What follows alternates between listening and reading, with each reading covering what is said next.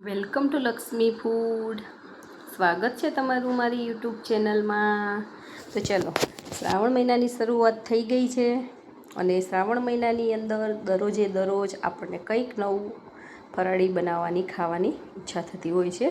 તો એકદમ હળવું અને હેલ્ધી એવી સરસ મજાની આજે આપણે દૂધી અને બટેકાની ખીચડી બનાવવાના છીએ. તો એના માટે મેં દૂધી લઈ લીધેલી છે. દૂધી વધારે હતી એટલે મેં થોડીક કટિંગ કરીને લીધેલી છે. તો સૌથી પહેલાં આપણે દૂધીની છાલ ઉતારી લેવાની છે અને છાલ ઉતાર્યા પછી દૂધીને આપણે આવી મીડિયમ સાઇઝની જે ખમણી આવે છે એનાથી ખમણી લેવાની છે. એકદમ સરસ કૂણી દૂધી આવે એ ટાઈપની આપણે લઈ લેવાની છે. જો તમે મારી ચેનલમાં નવા હોય અને હજી સુધી ચેનલને સબસ્ક્રાઈબ ના કરી હોય તો ફટાફટ સબસ્ક્રાઈબ કરી દેજો અને બાજુમાં આપેલા બેલ આઇકોનને પ્રેસ કરી દેજો, જેથી કરીને આવનાર તમામ નવી રેસીપીના વિડીયો ફટાફટ તમારી સુધી પહોંચી જાય. હવે આ ખીચડીને આપણે ઘી અને તેલ બંને મિક્સ કરીને બનાવવાના છીએ. એકલી ઘીમાં પણ બનાવી શકાય, એકલા તેલમાં પણ બનાવી શકાય, પણ હું હંમેશા બે વસ્તુ મિક્સ કરીને બનાવું છું. તો એક મોટા પાવડા જેવું તેલ લીધેલું છે અને 1 ચમચી જેવું આપણે ઘી લીધેલું છે. બંને સરખા પ્રમાણમાં લઈ લેવાનું છે અને સરસ ગરમ થાય પછી આપણે જીરાનો વઘાર કરી લેવાનો છે. આ ખીચડી એકદમ હેલ્ધી અને ટેસ્ટી લાગે છે અને બનાવવામાં પણ ફટાફટ બની જાય છે અને પચવામાં પણ એકદમ હળવી લાગે છે. હવે જીરું સરસ તતડી જાય પછી આપણે એની અંદર સફેદ તલ એડ કરવાના છે. ઘણા ફરાળમાં તલ નથી ખાતા હોતા, જો તમે ના ખાતા હોય તો એને સ્કીપ પણ કરી શકો છો. અમે ખાઈએ છીએ એટલે મેં એનો ઉપયોગ કરેલો છે. અડધી ચમચી હળદર એડ કરવાની છે જેથી કરીને એનો કલર એકદમ સરસ આવે. એ બધી જ દૂધીનું ખમણ લીધેલું છે જે એડ કરી દેવાનું છે અને એકદમ સ્લો ગેસની ફ્લેમ ઉપર આપણે આવી રીતે સતત ચલાવતા જઈ અને દૂધીને સરસ સાંતળી લેવાની છે. એકદમ સરસ સોફ્ટ થઈ જાય ત્યાં સુધી આપણે દૂધીને પાકવા દેવાની છે. આવી રીતે છૂટી છૂટી કરી અને એકદમ સ્લો ગેસની ફ્લેમ ઉપર આપણે સરસ શેકી લઈશું. જો તમને મારા વિડીયો જોવા ગમતા હોય અને વિડીયો પસંદ આવે તો વિડીયોને લાઈક કરજો અને તમારા ગ્રુપમાં ચોક્કસથી શેર કરજો.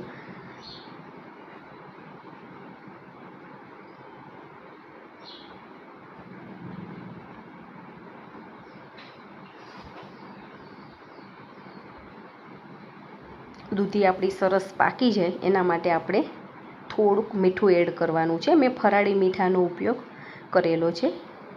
સ્પેશિયલ આપણે ફરાળી મીઠું હોય છે એનો ઉપયોગ કરી લેવાનો છે.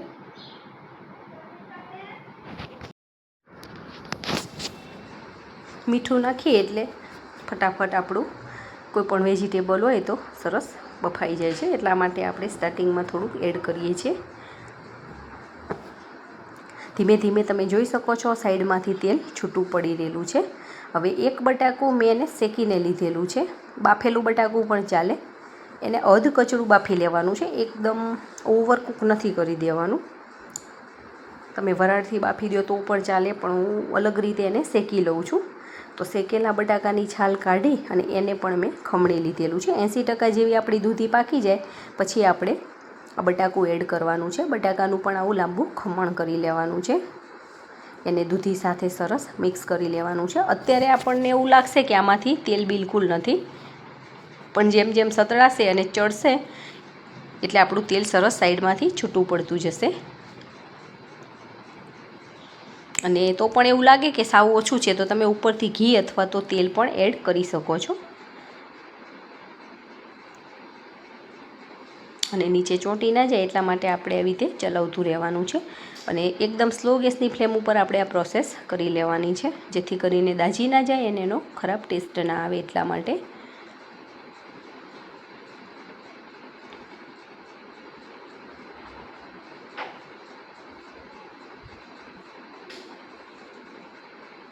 પહેલાં આપણને એમ લાગતું હોય કે દૂધીની ખીચડી કેવી લાગે, પણ તમે એક વખત બનાવીને જો દૂધીની ખીચડી ખાઈ લેશો ને તો તમને વારે વારે બનાવીને ખાવાની ઈચ્છા થશે. નાના મોટા બધાને ભાવે એવી આ રેસીપી તૈયાર થાય છે. હવે તીખાસ માટે આપણે આની અંદર લાલ મરચું પાવડરનો ઉપયોગ કરેલો છે. તમારું મરચું કેવું તીખું છે એ પ્રમાણે એડ કરવાનું છે. આની અંદર તમે લીલા મરચાં પણ નાખી શકો છો. લીલા મરચાં અને આદું ખાંડીને નાખવાનું હોય છે.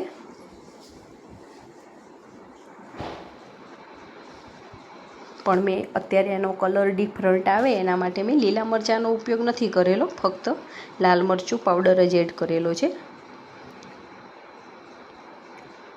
તમે જોઈ શકો છો સાઈડમાંથી થોડુંક તેલ છૂટું પડવા લાગ્યું છે. બટાકા નાખ્યા પછી 2 થી 3 મિનિટ સતરાઈ જાય પછી આપણે એની અંદર સિંગદાણા શેકી અને એનો અધકચરો ભૂકો કરી લેવાનો છે અને એ એડ કરવાનો છે. ખીચડીની અંદર જે સિંગદાણા નાખીએ છીએ એનો એકદમ ટેસ્ટ સરસ આવે છે, એકદમ ડિફરન્ટ ટેસ્ટ આવે છે. તમે ના નાખતા હોય તો આવી રીતે એડ કરીને જોઈ જોજો. અને એકદમ લચકાદાર અને ટેસ્ટમાં બેસ્ટ એવી આપણી ખીચડી બને છે.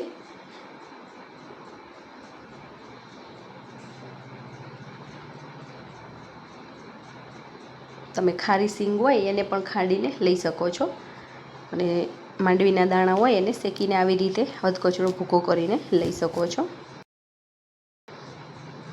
હવે એની અંદર થોડીક આપણે ખાટો મીઠો ચટપટો ટેસ્ટ આવે એના માટે દળેલી ખાંડ એડ કરેલી છે. નાની ચમચી એક ભરીને ખાંડ એડ કરવાની છે.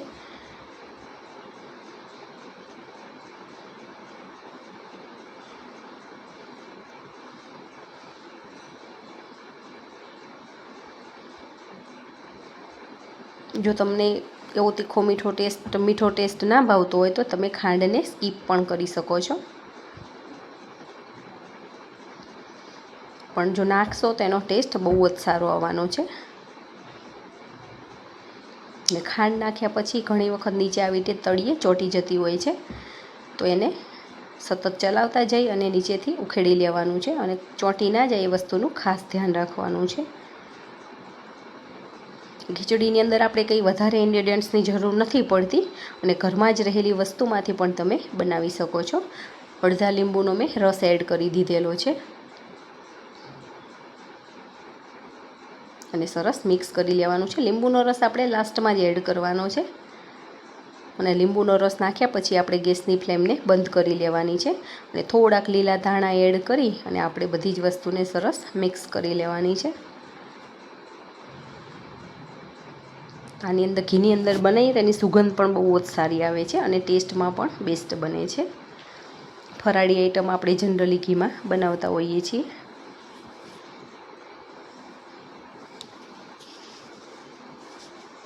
તો તમે જોઈ શકો છો એકદમ સરસ હેલ્ધી એવી ખીચડી બનીને તૈયાર થઈ ગઈ છે. હવે આપણે એક સર્વિંગ બાઉલ લઈને એની અંદર આપણે સર્વ કરી લેવાની છે અને ગરમ ગરમ આ ખીચડી આપણે ગ્રીન ચટણી સાથે, જે ફરાળી ચટણી બનાવીએ છીએ એની સાથે પણ ખાઈ શકાય છે. દહીં સાથે પણ ખાવાની બહુ જ મજા આવે છે. અને ક્યાંય જવાનું હોય તો તમે લંચ બોક્સમાં પણ આ લઈ જઈ શકો છો.